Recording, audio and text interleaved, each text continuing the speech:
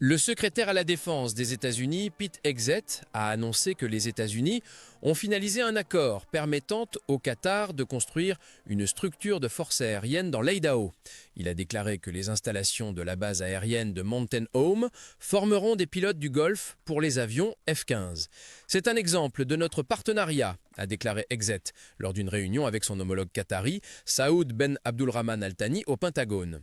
Il a salué le Qatar pour son rôle dans les efforts dirigés par le président Trump pour le cessez-le-feu à Gaza et le retour des otages. Le Qatar, avec l'Égypte et la Turquie, a facilité les négociations indirectes entre Israël et le Hamas.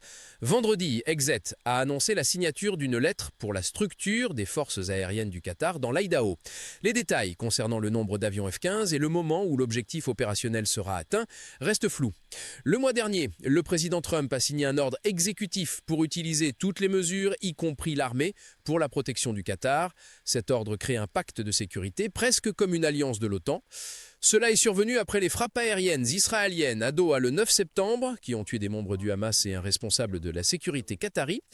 Par ailleurs, le Qatar abrite la plus grande base militaire américaine au Moyen-Orient, à l'Udaïd, attaquée cette année par l'Iran après les frappes américaines sur les centrales nucléaires.